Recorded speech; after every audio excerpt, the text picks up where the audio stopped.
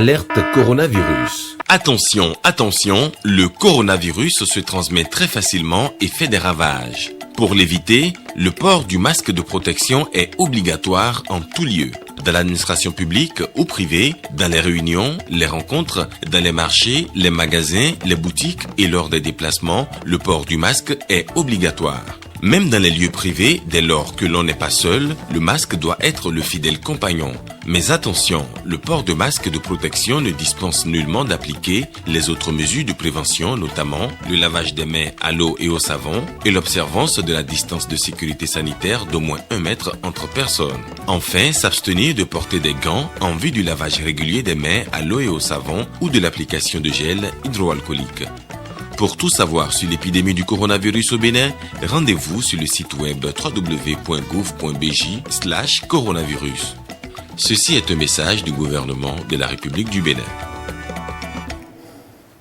Bonsoir à tous et bienvenue dans cette édition des régions. Le coronavirus gagne du terrain au Bénin. La barre des 1000 cas est franchie avec à la clé 14 décès malgré cette courbe, ascendante. Les gestes barrières sont très peu respectés dans les différentes localités de notre pays. Comment se laver les mains et comment porter le masque pour se mettre à l'abri du virus?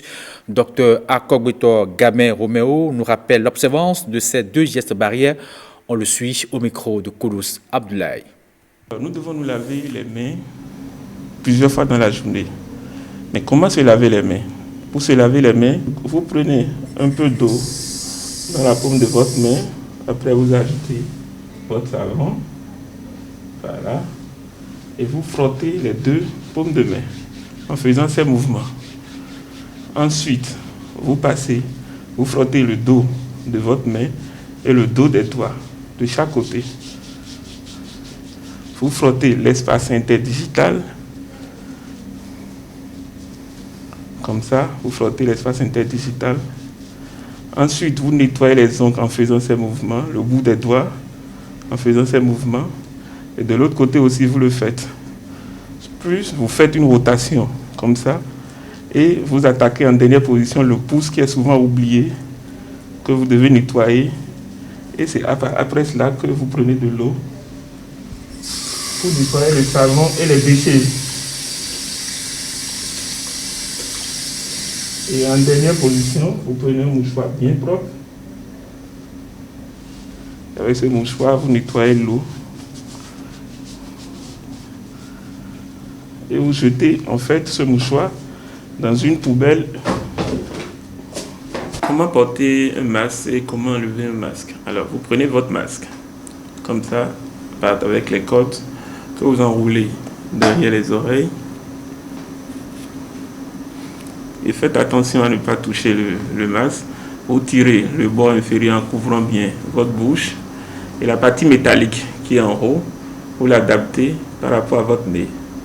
Alors, quand vous utilisez le masque, vous devez éviter en fait de toucher à répétition cette partie externe du masque. Parce que c'est cette partie qui peut porter le virus à tout moment. Et si vous devez l'enlever, ne touchez pas cette partie. Vous reprenez les deux cordes et vous éloignez votre masque du visage. Après, vous le déposez dans une poubelle. Voilà qui rappelle si bien les gestes barrières, sans oublier bien sûr la distanciation sociale. La communauté internationale célèbre ce 26 juin la journée internationale de lutte contre la drogue. Pour cette édition, les Nations Unies ont retenu comme thème la santé pour la justice pour la santé. Sakalafia, le ministre de l'Intérieur et de la Sécurité publique du Bénin, à cet effet, rappelle aux citoyens certains méfaits de la drogue. On écoute un extrait de son message au micro de Stanislas Limpon et de Alexis Kenog. La drogue, avec son corollaire de crimes transnational organisé, est un fléau qui mine dangereusement le progrès de tous les pays. Le Bénin n'est pas épargné, malgré les efforts soutenus du gouvernement, aussi bien dans le domaine de la répression du trafic illicite de la drogue que dans celui de la prévention et du traitement de la toxicomanie. Il est une évidence que sans la santé, il n'y a pas de développement. l'avènement de la pandémie du Covid-19 en est une preuve. En raison de ce que la drogue nuit gravement à la santé, le gouvernement du Bénin a pris la ferme décision de la combattre en incitant les institutions responsables de la justice pénale, de la santé et des services sociaux à apporter des solutions intégrées, conformément aux conventions internationales relatives au contrôle de la drogue, aux obligations en matière de droits de l'homme et aux objectifs de développement durable. C'est aussi l'occasion pour les pouvoirs publics, mais aussi pour la société civile, d'organiser des activités de sensibilisation. La drogue n'est pas seulement le cannabis, la cocaïne, amphétamine, dont la production, la consommation et le trafic sont formellement interdits.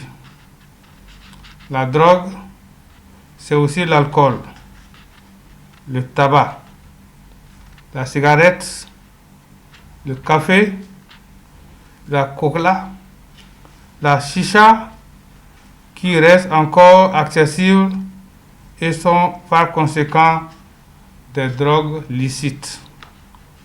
C'est aussi le lieu de souligner la dangerosité et l'abus de ces drogues, dites drogues licites. Vous vous rappelez, la semaine dernière, Cotonou et ses environs ont été fortement arrosés par une pluie, bien sûr, conséquence, on le voit toujours dans certaines rues de la ville de Cotonou, une importante stagnation d'eau à Cotonou et à Bomé-Calavi. Que peut-on y comprendre? Est-ce l'inondation qui dicte toujours sa loi? Placide Clédio, il est climatologue, il nous donne quelques explications, on l'écoute.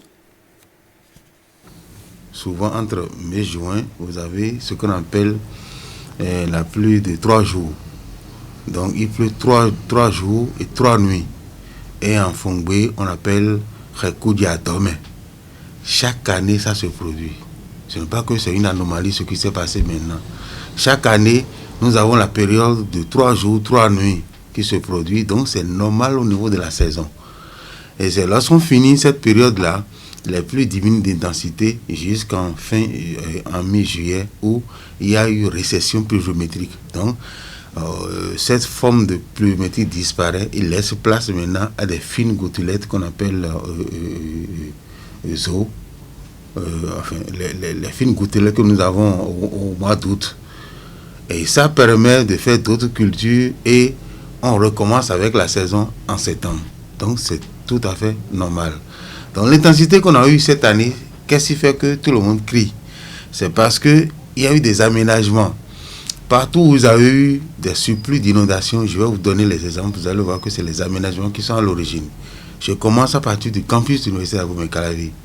Il y a eu au niveau de l'amphi 10 débit et de l'amphi UMOA l'accumulation d'eau jusqu'à ce que ça atteigne même 50 cm de hauteur.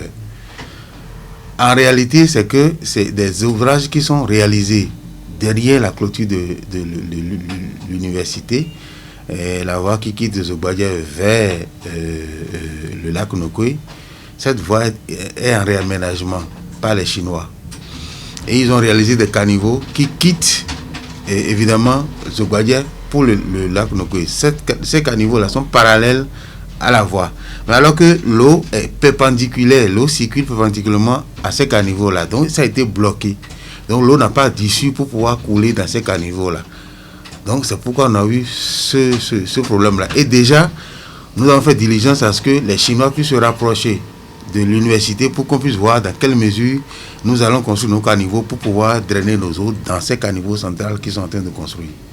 Le deuxième élément, vous avez la ville de Calavi même, qui est inondé, tout le monde en parle, c'est que les inondations que vous avez à Calavi, en dehors des dépressions fermées que nous avons, à Calavi, nous avons des dépressions fermées.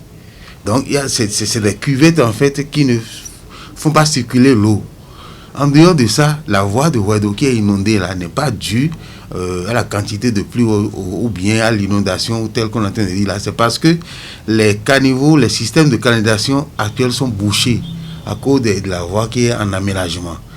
Donc, il y a d'autres caniveaux qui sont prévus pour collecter les eaux et c'est bien dimensionné. Mais ces caniveaux ne sont pas encore réalisés. C'est pourquoi actuellement, les eaux, en quittant la partie la plus élevée, arriver à ce niveau-là, les eaux n'ont plus d'issue et ça se répand sur la voie.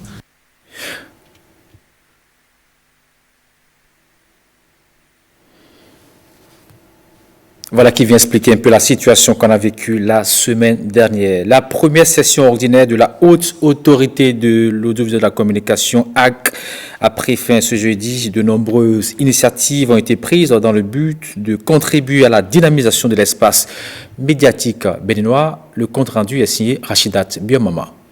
5 points majeurs résument le rapport de cette première session ordinaire de la Haute Autorité de l'Audiovisuel et de la Communication démarrée depuis le 25 février. 1. Respect de l'éthique et de la déontologie en matière de presse et de communication par les professionnels des médias tant du service public que du secteur privé. 2.